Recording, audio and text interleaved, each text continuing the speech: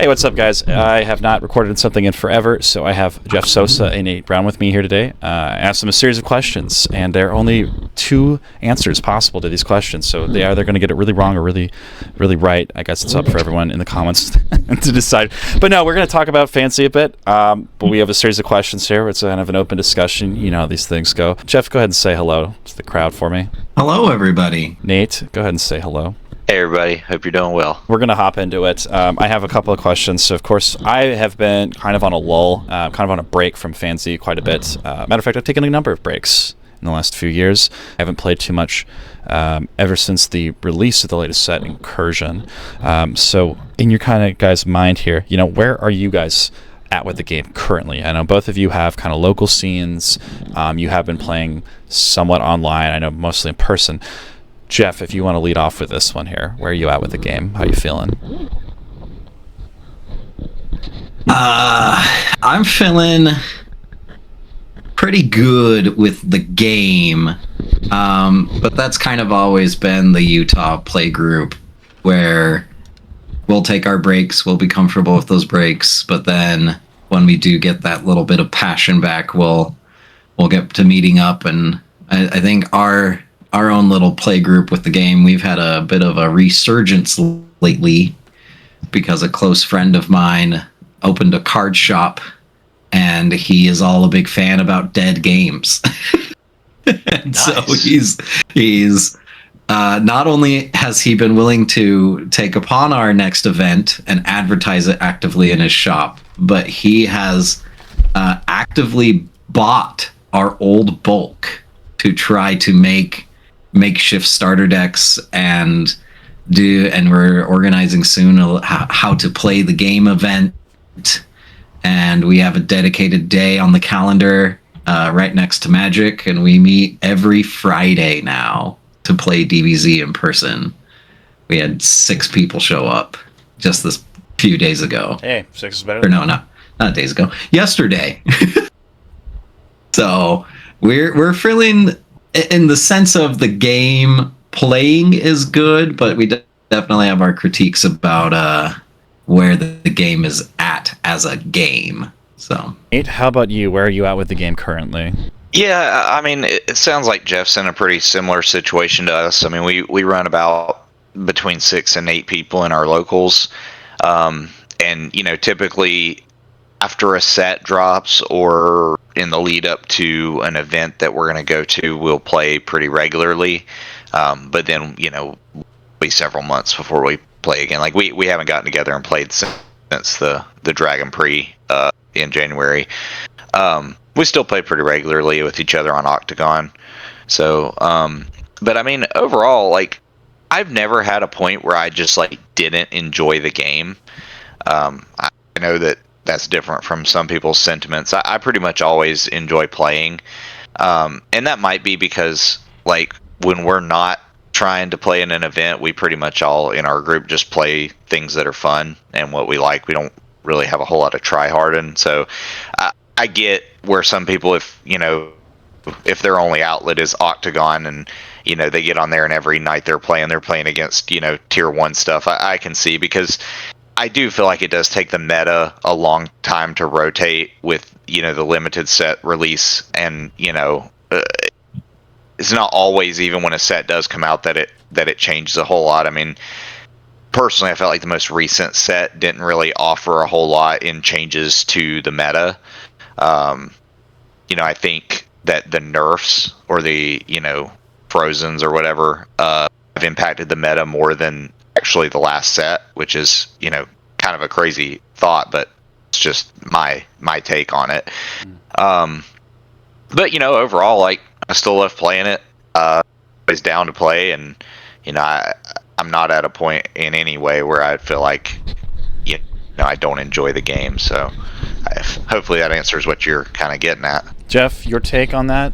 I would agree with that.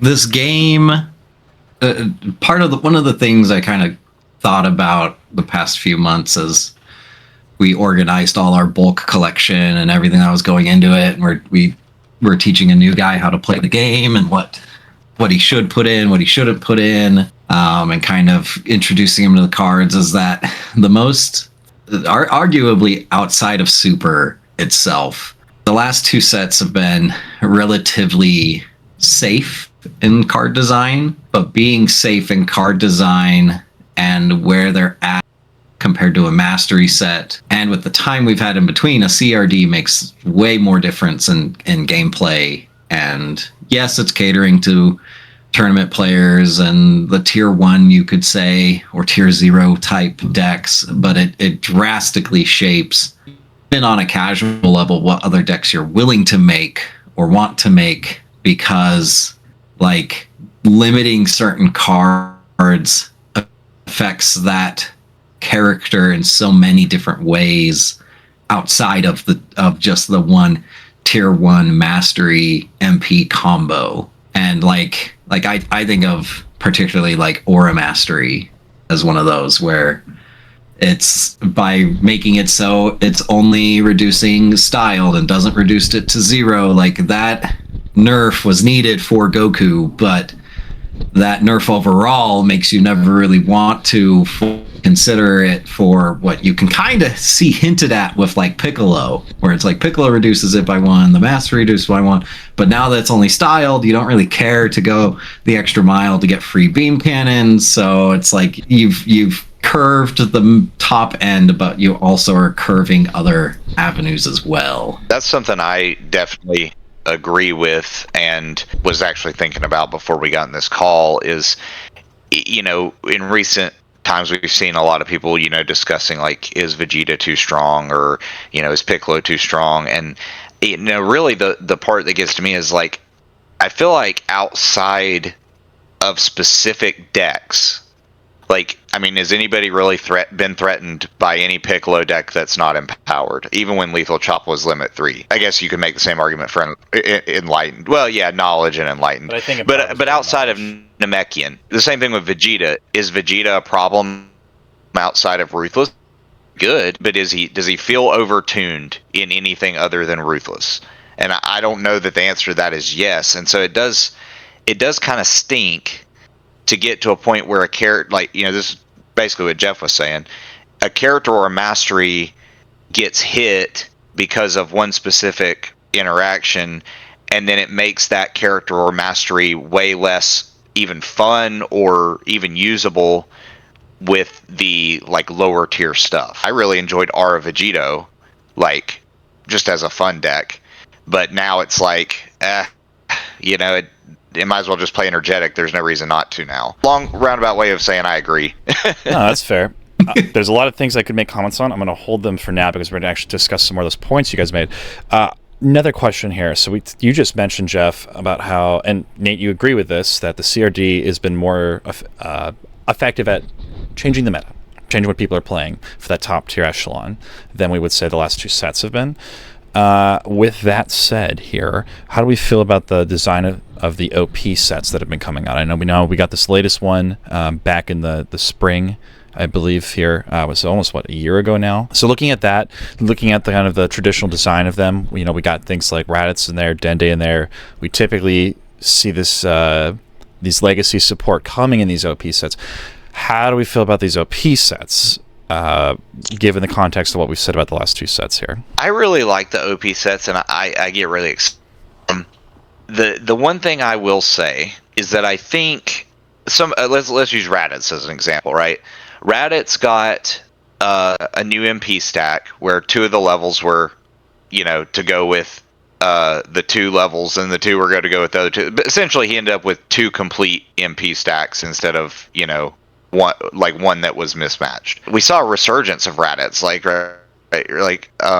thought it was a really good way to do it. I think characters that are really down in the dumps need that level of care. I think the named card approach is only going to work with characters that are already on the verge of being good and just need that like little bit extra. I know a lot of people still aren't fans of him. I think Cell Jr. is a good example. Like, his card, super good, synergizes exactly what he wants to do. You know, helps him out with some stuff he struggled with. I think it's a great card, and I personally think it made him a lot better. A lot of people still think, he's trash, but I would disagree with that. But the other named cards haven't seemed to help people out too much. And I think the reasoning is, no matter how powerful those named cards are, you still have to see them at the right time, in the right situation, in the right hand, or see them, constantly throughout the game, because otherwise you're still just playing a bad MP.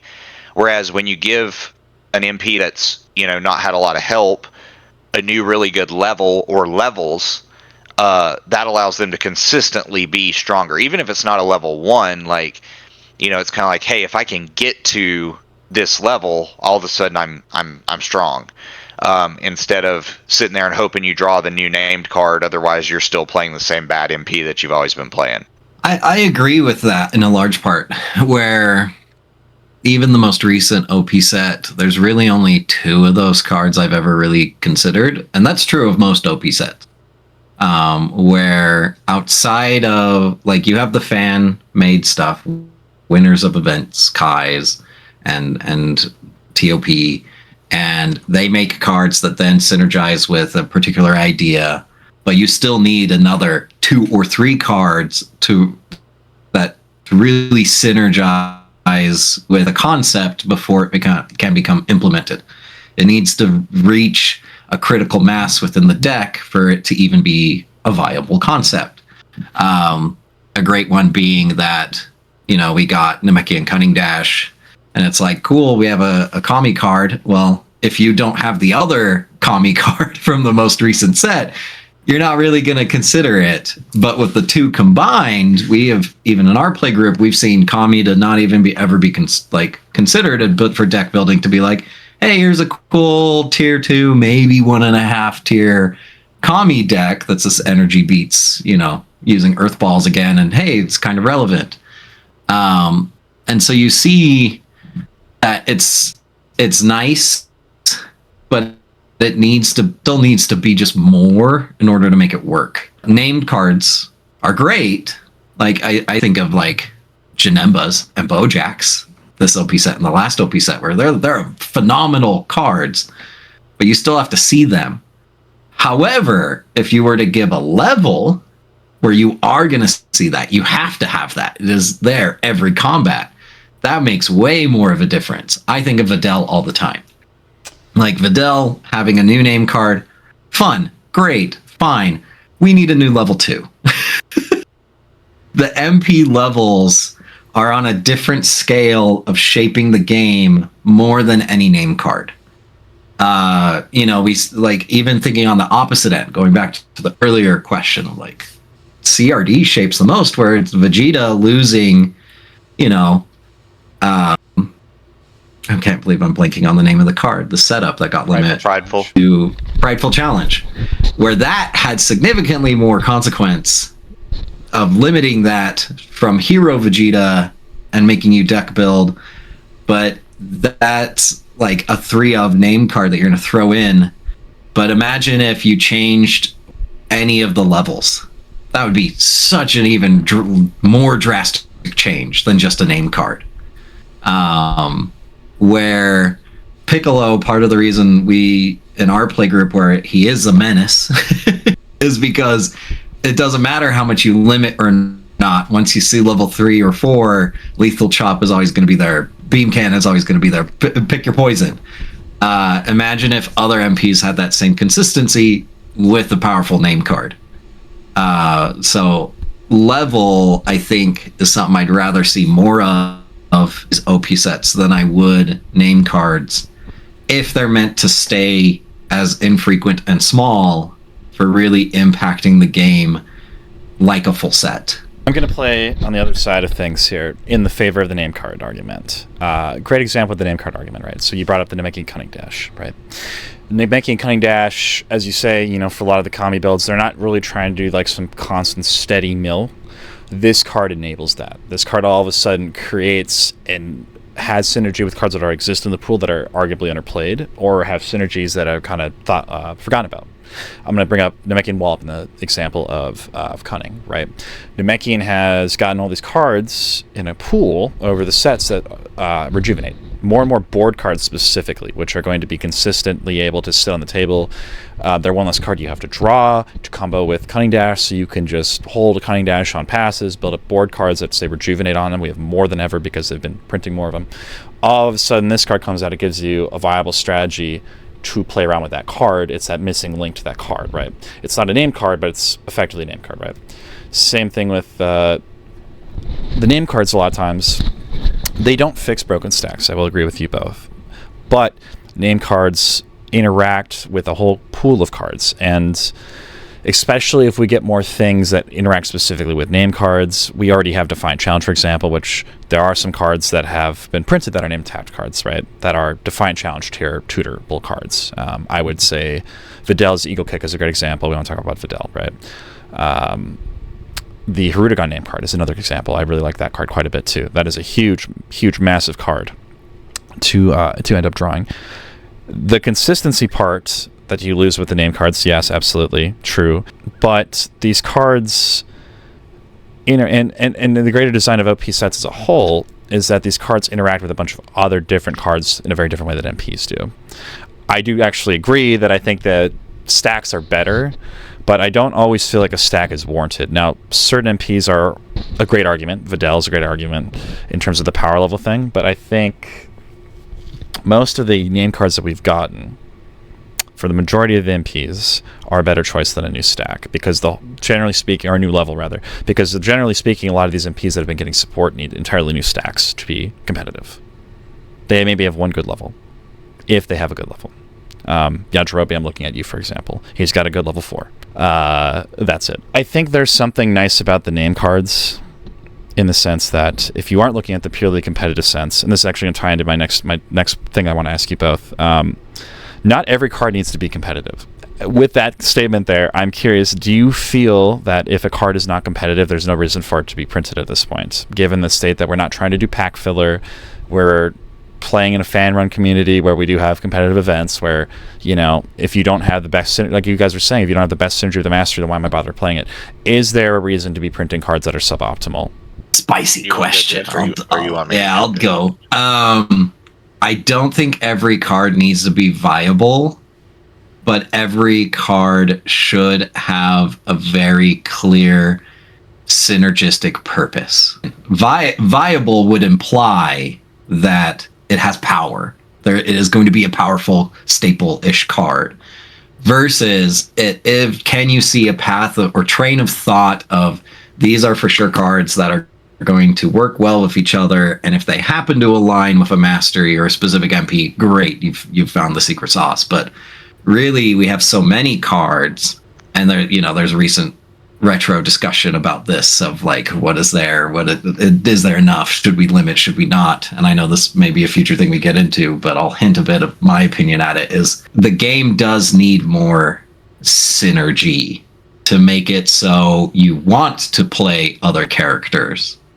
Sometimes that comes through a name card, sometimes that comes through a level, but I think Yajirobe is the greatest example, where the initial errata to Yajirobe in a set that had Mystic Gohan with knowledge at the time, and Right Throw, and with Vegito and all the stuff he was doing in Energetic at the time, like you could have left the Yajirobe alone as he was. Let him get any sword card, even with the drills. Yes, the drills are going to recur extra stuff, but that just makes him competitive or viable to a degree with the other characters that came out in that grouping.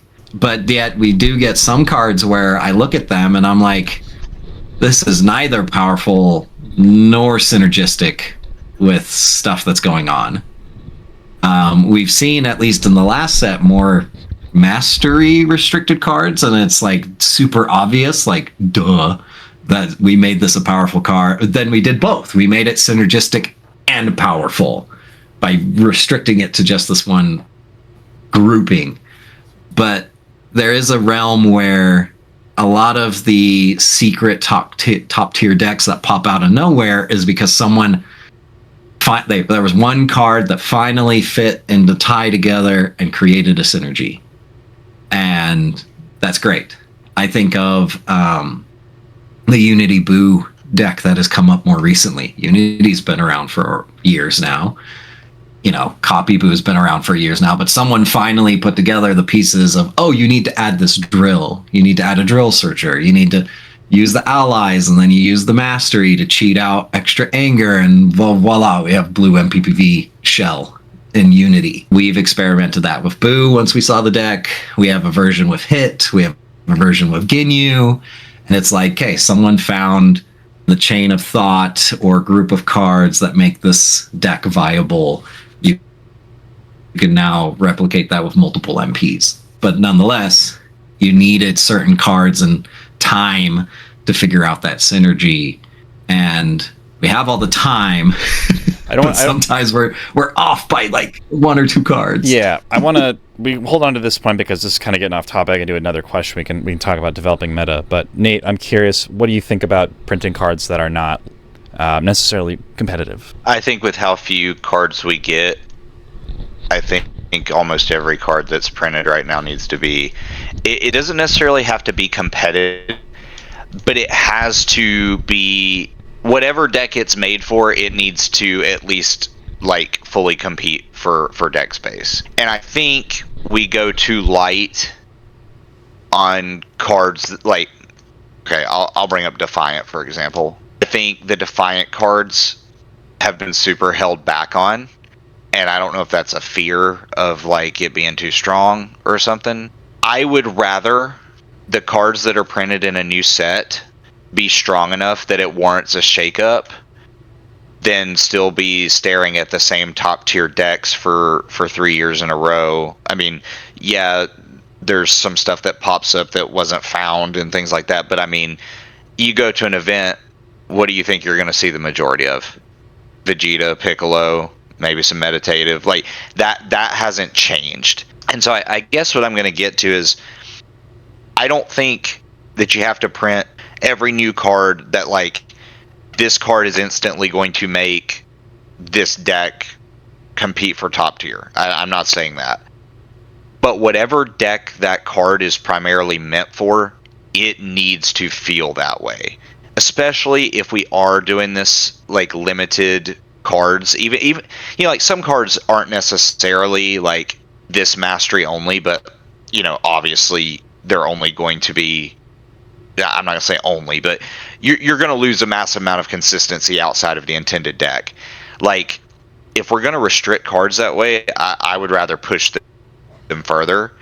Personally, I'm not a fan of restricting cards, because one of my favorite things about Dragon Ball Z is that there'll be a card that, like, nobody's looked at for years, and then all of a sudden you, like, figure it out, and it's like, oh, this works. Like, so I don't really like the idea of restricting cards, but if you're going to do that and you're making a card for a deck that already like is not competing, I think you should be a little more heavy-handed with the power you give it. I think a good example is the Saiyan, is it Saiyan Rebuff? The block. The enhanced card, the block that like, yeah, that mills 3. Enhanced was at one time a top tier deck, but it hasn't been around for a long time. It's like, that card is so impactful that it makes me want to play Enhanced just to be able to access that card's power. And that's a good example. That card is not restricted to Enhanced, right? Like, but that's the ways you're going to trigger that card is if you're playing Enhanced or if your MP mills. Like, I think that's a fantastic way to give a big power card to an underperforming deck. I just don't think that happens enough. I think I'll cut in here. I think so. It feels like you guys are very on a similar line. It's like, okay, well, if this card's not going to be outright staple, like Splash of Stas, it should be really, really identifiable where it needs to go. Is that correct? Would you guys both agree with that? That's what you were both saying. I personally wouldn't use the word identifiable, because I think it's pretty obvious. I would say like impactful is the word I'm looking for. Sure. Okay. I was going to say, I feel like the last set, Incursions specifically, OP set, not as much because it's been fan cards and the name cards, but the Incursion set was a great example, I think, of the design that you both are talking about. We do have the cards that are restricted, whether or not you like that or not, but all those cards have a very clear home in my mind. Almost every card in Incursion specifically was made for a specific mastery or MP. Like you can just look whether it's with the traded or the mastery lock. Traits I think are more preferable to me personally than a mastery lock. But I'm seeing that reflected in the design. I don't know if you both feel that way, but I feel like what you're both asking for is been more and more coming into practice, especially in the last set. Yeah, we're seeing it more and more, but we're also seeing it done on a very safe scale, where like there's almost too many restrictions in some of these areas. The main card I always think about is Orange Overload, like Orange PowerPoint on steroids if you're Namekian and if you're desperate, where it's like that desperation was just a little bit too safe for a card that could have really came in and been like, hey, now I have a reason to take Piccolo into orange or Gohan into orange, where it's still just a little too safe. It's not impactful, as Nate said, but the synergy is pretty clear by trading the card. And it's like, hey, I'm trying to, like Joey or the devs or however many are left are trying to encourage a certain play style. So here's something that we want you to go with. The other obvious ones being Relentless Mastery, where all of these are like banger Relentless cards, like from the last set, like Red Resilience, beautiful as a card, like so much versatility with that card. And it's like, okay, cool. I now have a card for that one style, where synergy should happen across the whole card pool. And then there's some like Saiyan Rebuff is another great example where it's like that's just a really good Omni if you've self-milled. So then like there's a part where Mike has brought in set 1 Gohan and he's tried different self-mill stuff, both in Saiyan and Black, because we've reached a critical mass of if you mill, do stuff. So here's the set 1 Gohan milling himself in Black to increase the damage and is just throwing these like huge haymakers, and you're like, I never saw this coming. Where it's that synergy that is very clearly for a mastery, but it's not mastery restricted to limit that thought process. With so few cards coming out, we really shouldn't be playing safe to the degree that we still are.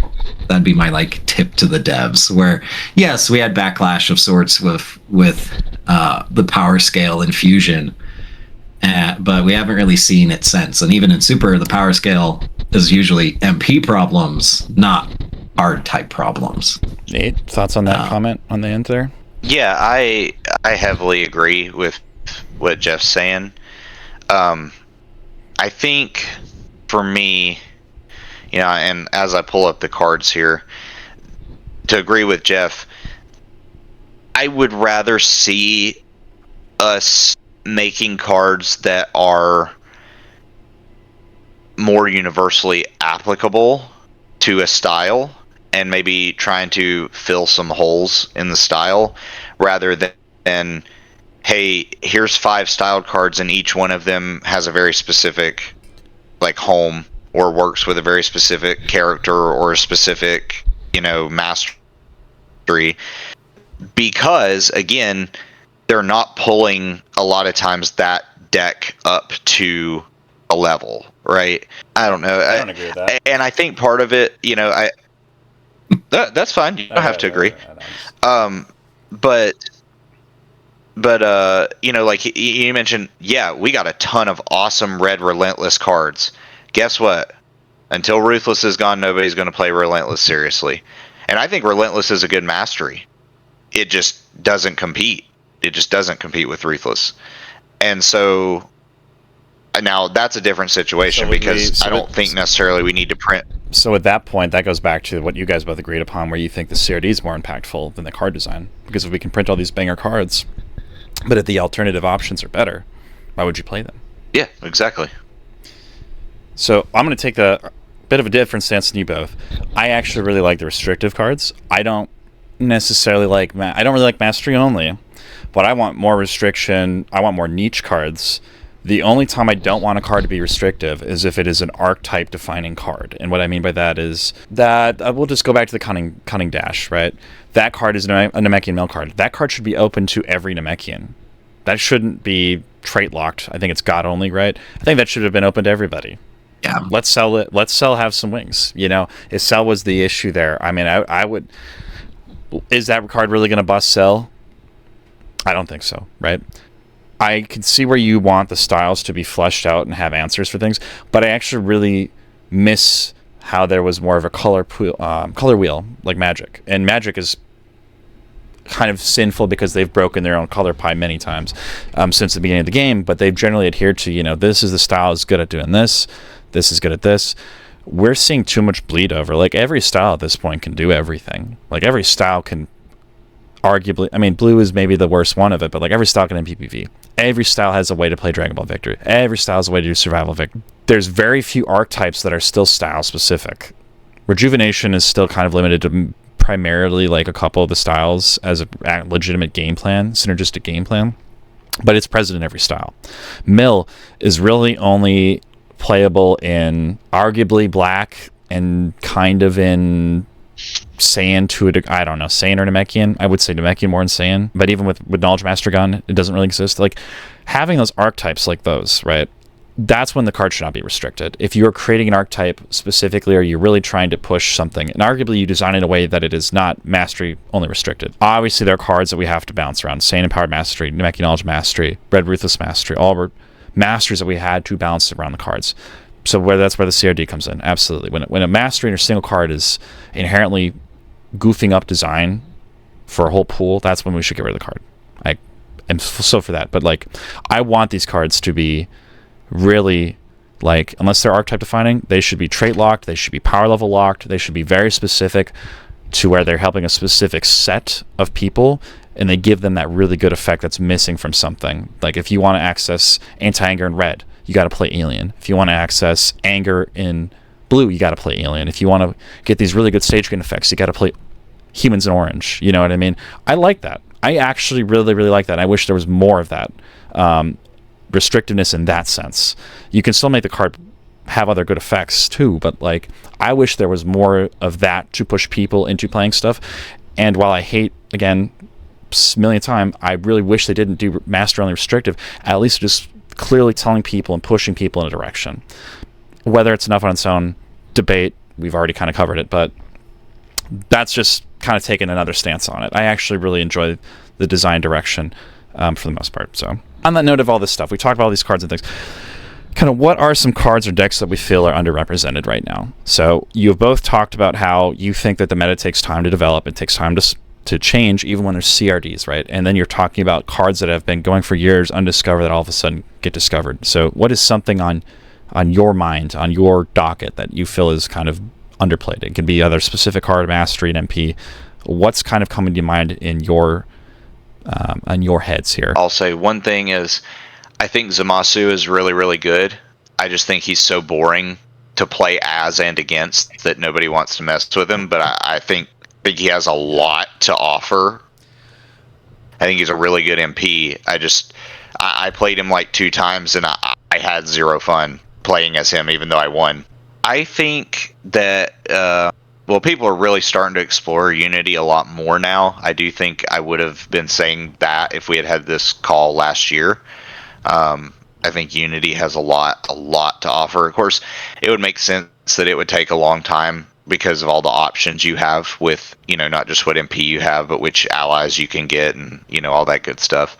But I guess realistically, I think we're at a point in the game now where running actually a lot of the auto leveling stuff, it's over 9,000 Clash of Wills and things like that. I think there's a niche for that, and I don't think a lot of people are playing up to it yet. People have been so scared of MPPV for so long that, they're like, don't want to play those cards. But I think we're kind of getting to a point where enough of the top tier decks are not really going for that strategy that you can't afford to run them sometimes in certain builds where it makes sense. I don't know how good it is. I'm not saying it's going to be tier 1, but I do think it's something worth exploring. Especially if you're playing like Saiyan or Hero Saiyan, you can run like a bunch of cards that prevent your opponent from gaining anger, and then you can just get a free level. You still have Unleashed, which is obviously better, but if your deck relies on leveling, sometimes Unleashed isn't enough to guarantee that you get there. Here's my hot take. I don't think enough people play Orange.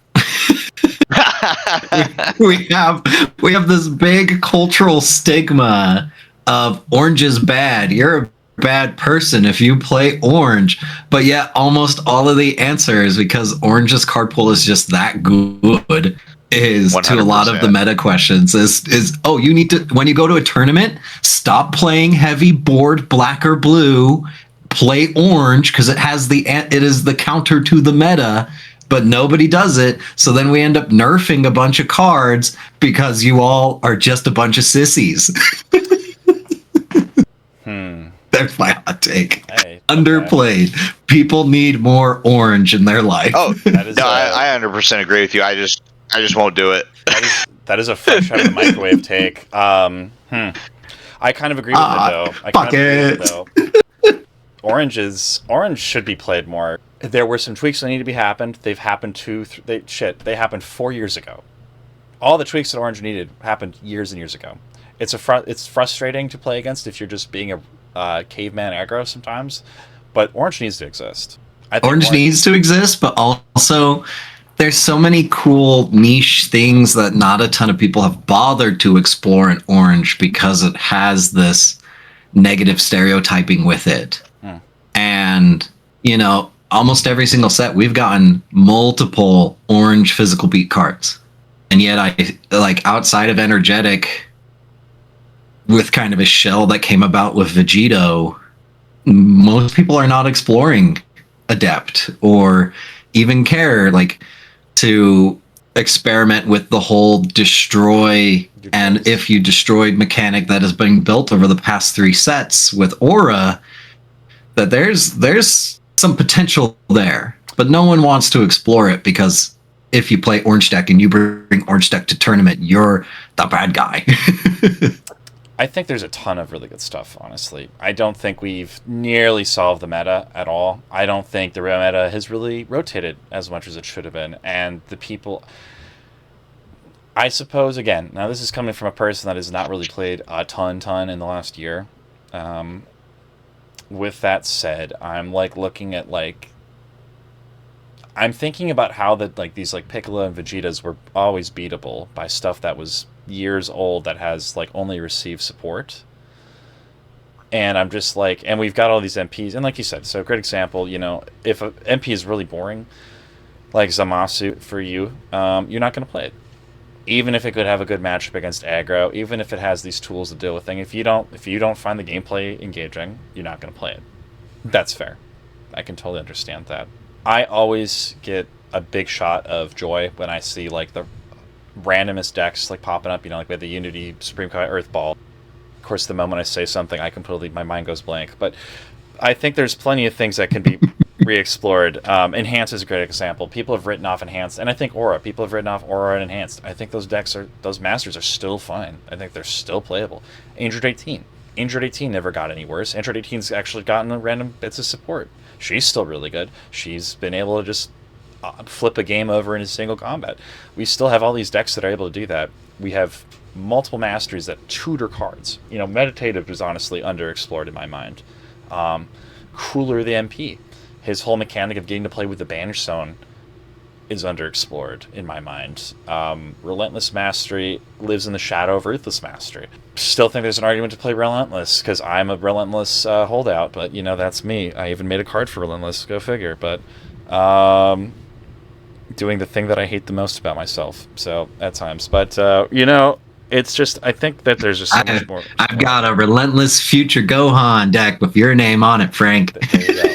I mean, yeah, exactly. I like that deck quite a bit myself. I've played a couple of bills. Mimicry Mastery. Mimicry Mastery. If we're in such an aggro meta, it feels like Mimicry Mastery is totally primed to do something, right? I think people need to be a bit more daring. If I could interject for just 1 second, I'm random. I will make this really short. No, the only thing I'll say is I don't disagree with what you're saying. But like when you say mimicry mastery, you're really saying play boo. And that's another thing I think that gets frustrating. I think Now, yeah, I know boo. there's other options. There are, but is anybody going to do it better? And then that's the same thing. Like that's how you feel about imposing mastery, right? Does anybody do it better than Gohan? No. Does anybody do Aura better than Goku? So No. I have a counter to both mimicry and imposing. Actually, I think Namekian Drill is really slept on. One of the things that we printed a ton of in the last few sets of the game, especially in the Super Era, is all these cards that say Rejuvenate on them or Shuffle on them. We have a ton of cards that Rejuvenate. Black has got a number of them. Namekian's got a number of them. Saiyan's got a number of them. All these cards pad out the game. And Namekian's got multiple drills, for example, that say Rejuvenate on it. You have Hospitality Drill, you have that, the one with Future Gohan on it. I always forget the name of it, that rejuvenates too when your opponent performs an attack before any immediate effects go off. Yeah, you know, Gohan has level 1 that cherry picks the card for you, but Gohan usually wants to get off that level 1. You know, he's usually spending a combat on that level 1, you know, the one cherry pick. Kami can build up a board state. Kami's got a drill that selectively picks the card out that you steal with the mastery. Kami has all the under 500k support. He's got board hate. He's got a lot of endurance. He has a bunch of stage game potential that he can play with. He can tutor a bunch of different Namekian drills that hand filter to fucking high hell, and he can do a bunch of stuff that top decks. He's not doing the stage beat bum rush that can totally run out of gas and has to run a bunch of no endurance cards to do anything. He has way more options than Gohan. Cell Jr. has the same options that Kami has almost across the board, and he's not played enough. You can play those MPs in Enlightened for all you care if you want. I think imposing an aura or two masteries that people just put their blinders on because they're so used to the high synergy MP that released with it that they have not looked at how the card pool is developed. And I think that is a real shame. I think that's where a lot of the card pool is people are too focused on the past MPs that they associate the mastery with, and they have not looked at the card pool that is developed. I totally respect your point. I just don't agree. I hear what you're saying. I think there is underexplored synergy there. I just don't believe that it's going to be stronger than the best available option, in my opinion. And I think that's what stops people from exploring it. But that's just my take. I'm not saying you're wrong. That's just how I feel. I came out hot with that. I came out hot with that one because I've been holding that one in for a long time. So that was the fart I didn't want to let out around the in-laws right there. So, Jeff, I'm curious. How do you feel about and I think that's where I agree 50-50 with both. I think there's definitely, we're at a point in the game where the power creep has gotten so far that if you're playing the game, you're probably playing in a tournament, which means your mind is always half in tier 1, half in my favorite characters or favorite style. You're always going to be thinking about what is better. And what character does this thing? Oh, well, this other character just does it, but better. Anytime I try to think of physical beats Mystic Gohan, maybe that'll work, and I just look at Vegeta and I'm like, oh, Vegeta does it better. Exactly. That's the thing. Where, sorry, I'll just say this real quick. I'll let you get back to it. But leading up to the Kai, I wanted to play any physical beats deck other than Ruthless Vegeta so bad.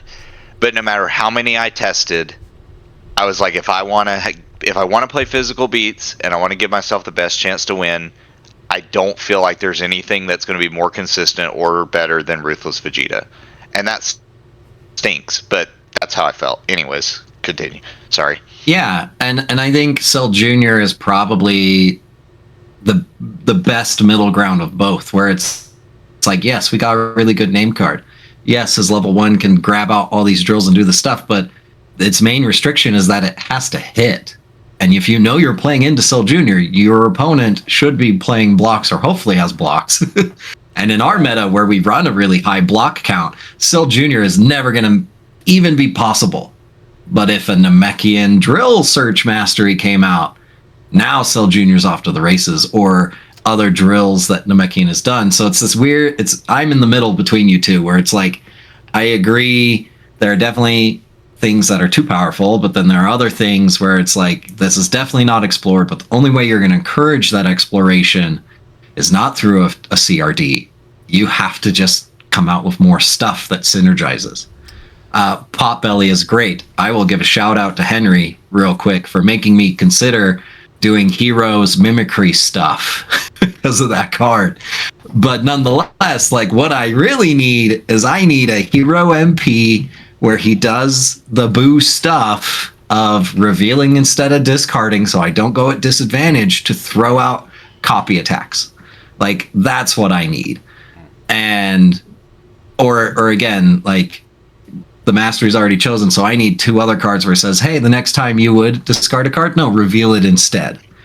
Like, something that keeps that synergy going is what I need. The final thing I'll say on the Mimicry note, in kind of this note, and we'll move on from here, is Mimicry Goku Awakening stack. You can say what you want about it, but Mimicry Goku Awakening stack makes up for the lack of card advantage by drawing cards. He's got discard synergies, so you can run discard effect cards. But he has a level 4 that's able to go and tutor any of those cards, on top of the fact that you can just keep shuffling stuff back in your deck. He has this ability to, like, even if your stuff ends up getting banished, you get the best banished cards back, like the punishment back. So you'll be able to keep looping punishment as a win condition.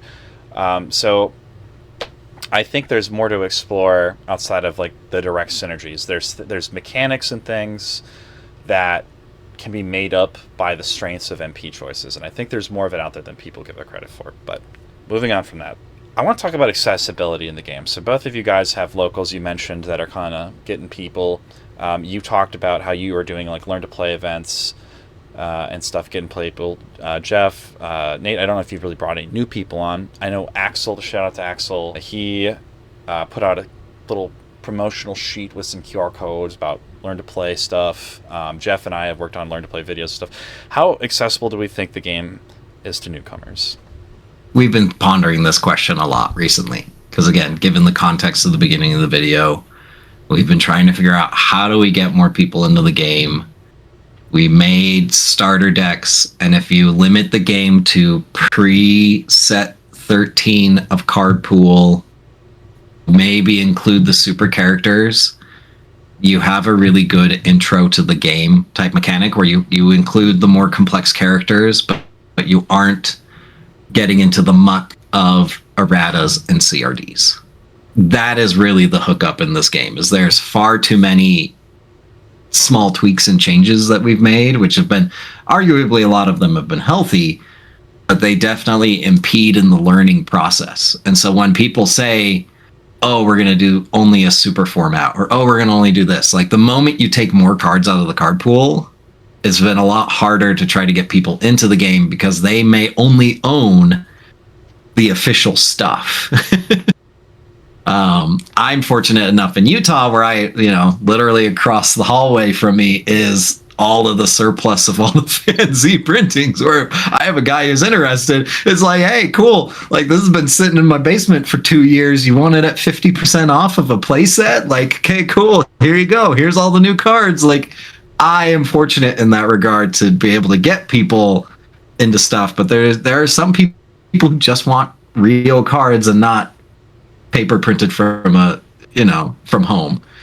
And the moment we get into the FanZ stuff is where we tend to lose people because of not how easily accessible it is, or that's the stuff that then, like, oh, you can run this card, but it's limit 2, but it doesn't say limit 2. And I think it's definitely a fun game. It is a very unique card game, and people love that about it. But some of the self-imposed limitations because of how our meta decides to play really makes it hard when someone comes in and they look at a set 1 mastery and they're like, I love what this mastery is telling me to do. And then we have to tell them, sorry, even though you played that for a couple years when the game was live, like, can't do it now. Gosh darn it. We recently had a player who's like, I have a set 1 Piccolo deck. I'd love to come in and play this. And it's like, okay, cool. Well, you're going to have to learn a whole new card pool because knowledge is banned. Like, I'd much rather have knowledge just slap on no MPPV and let it exist in some way. So when someone comes into the game, cool, you have it. and that, again, that's its own controversial take, because then we do get into conversations of card pool design and how it's been restricting, but at the same time, the things that are restricting us that really could be fixed in a 3.0 are what some people we try to get into the game with like want to do. I have maybe a very different take, and people might not like to hear this, but the biggest obstacle I've had is that I don't. This sounds really bad. I don't think most card players can play this game competently, just to be blunt. I get a lot of people who will learn the rules, be interested, and then just decide it's really too difficult. They just can't keep up with the game, and then shelve it for something that, you know, a lot of other card games are very like basic to play. I don't look at that as a fault of the engine. I think it's actually the reason I like the game so much, because there's so much complexity. There's always a million things going on in it, and the complexity doesn't necessarily come from the actual rules. It comes from how important each decision you make, and like sequencing and actions, and how like something that seems so small can actually swing the entire game if you like misplay it. And I think a lot of people that haven't played the game for a long time, or especially when they're starting out, they fail to see like, oh, I could have done this instead. And so they just feel like they just got like, you know, bad luck, or like the game's trash or something because they made a bad decision, but they don't have the game knowledge to understand that they made a bad decision. I don't think DBZ has as obvious of a feedback loop as other card games, and so it's very easy to blame losses on poor draws, or you know, oh, my opponent just had this. But I will say I try to be really retrospective when I play, and I feel like 90% of the time, if I go back and look at a game where I lost, I can find a play that I could have made that could have made things better. Not necessarily change the outcome, but at least given me a better chance. Now, that's not always possible. Like, sometimes you have to make those decisions without perfect knowledge. But at the same time, I think the game is just hard to play, and I think that turns that in my experience, that has turned a lot of new players away from the game. They just find it too difficult, and then they go back to Pokemon or Yu-Gi-Oh, or, you know, something that they are familiar with, because they don't really want to put in the time to get good. Chewing on both those takes here. I've had experience, so like as of right now, right? So that I haven't tried to teach anybody this game for quite a long time, and I would like to follow up on this one more with feedback from people in the community. So anybody who's newer that ends up watching this, let me know what you think. I'm kind of curious what your take is on learning the game. I think, agree with Nate in a lot of ways, where there's a lot of complexity, and it's not like obvious complexity. And I actually really liked how you pointed out the feedback loop aspect. There typically isn't a lot of like, oh my god, this card did this thing and I really feel it. Like, every card has to interact and combo with like a couple other cards to really get the most juice out of it.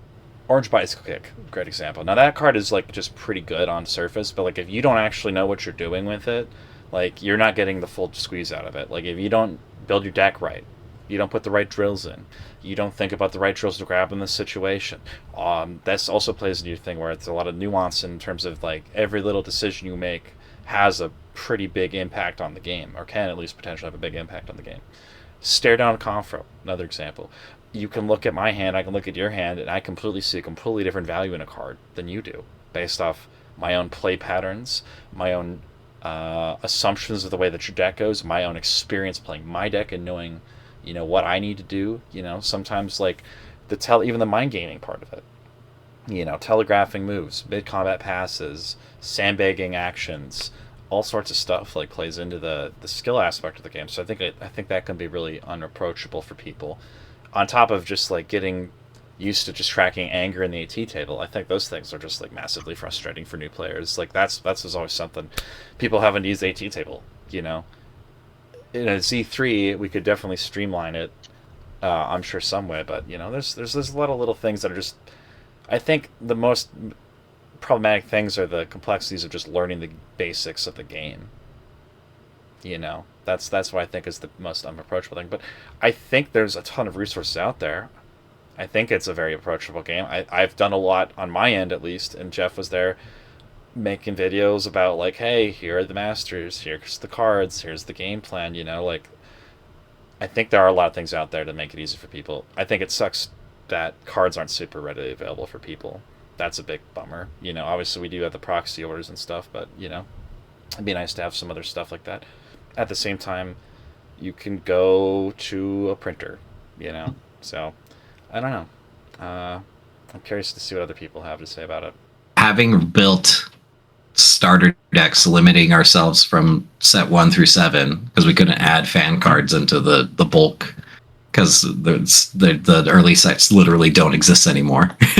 But even having the new characters, but limiting that, and as we were teaching people to play the game, we became very aware that modern decks can be really punishing if you make mistakes. But some of those earlier sets, it's like if you roll back and you get away from Bite Kick, which then gets a drill, which then does the thing and does this thing, and then, oh, look, Energetic Mastery has like 3 effects going on. Like, when you go back to a much, I wouldn't say simpler state of the game, because some of that early stuff really is still complicated. But when you make a mistake, you were far less punished in an earlier state of the game than you are now in modern FanZ.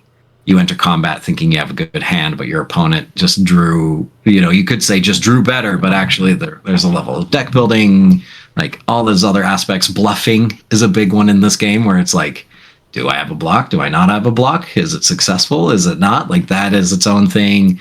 Passing actions is another one. The action economy can be really hard to learn, but back in the day, if you passed, like, okay, well, another attack's just coming your way. In this part of the game where it's like, oh, you passed? Like, well, if my opponent passed, do this thing. Or if I go up against any enhanced deck, it's like, hey, 10 actions later, and I'm playing a simpler deck where I just had my 4.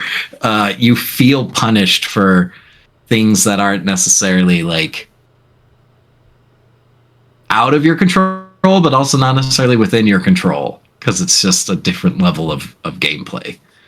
And that has definitely turned off a few people to the game, where when they had similar decks and experience, it's great. But like, we have a few 20-year-olds in our play group who picked up the game when I was a high school teacher, gave them some cards, and like, they've been kind of at it. But even now they're struggling with, like, oh, I just feel really good about this hand. I love these cards. And then we look at it later and it's like, no, that was a really bad hand. You should not have entered combat. And there is a degree of dedication needed for this game to play well, but now you just get punished harsher for making mistakes. On that note, guys, is there anyone you guys would like to shout out today? Some member of the community that has been deserving of some recognition? I'll say, because I feel like, I have made some, complaints and stuff, but like, of course, I'm still super thankful to Joey for, putting the sets out.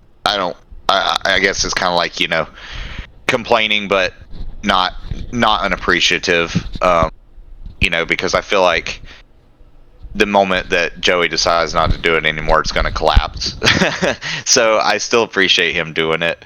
And, I think we've got a really great community of people. I really enjoy everybody I've met through this game, and even made some long distance friendships that I probably would have never met people otherwise. And I'm just grateful that we can. I love this game so much. I'll get in here and talk about it for hours. Even though I haven't played in like 3 weeks. So I'm very thankful that both Joey and the community continues to run it. If he wasn't making cards and there wasn't people that were willing to still play, it'd probably been gone a long time ago, and then I'd have to be dumping money into some other card game to feed my habit that I didn't really even care about as much. So, anyways, that's all I'll say. Shout out to Mike. He just Mike the fact that he has hundreds and hundreds of Mike Martin, just the art designer for the game. Like he recently, I was designing some play mats for our event, Grand Kai in Utah, and I was like, hey, I need some images of some characters. Like how much data of images do you have? He has 2 terabytes. Holy of card images from all the different, like, just like all the shows, all the different versions of the shows. Like, it is so many card images that I'm just like, no wonder why every time cards come out, it's like, wow, this is a great, beautiful looking card, because he's gone through and like some people joked on Retro of like, man, I feel like Mike just makes this stuff up. And it happens to be in the show when I go back and look at it later. But really, it's like any viable image he has found and has stored. And even if we were at like a normal release cadence, like he would have the images for it. I want to shout out Axel Bailey. He has been consistently a member of the community for I don't know how many years now. I've seen him around through all of the FanZ era, it feels like, or most of it. He has run some tournaments. He's put out some videos and things. He's put out all sorts of stuff trying to be inclusive and get people in. I think he's always had a great attitude. I think he's a really great guy to talk to, and I think he's very knowledgeable about the game as well. So I want to shout out Axel for his contributions to the community. We're going to wrap everything up, so thanks for the talk, guys. I appreciate it. If everyone who's listened to this hates anything that we have to say or loves it, please let me know in comments. It is always fun to talk about stuff. So I also want to give one final shout out to Wayne Beatus. Or Bettis, sorry, damn it. I always call him Beatus, and he gives me shit about it. But I love Wayne as well. He was going to be here today. Unfortunately, he could not be here. So much love to you, Wayne. Anyway, guys, thanks for coming in. Take it easy. Peace.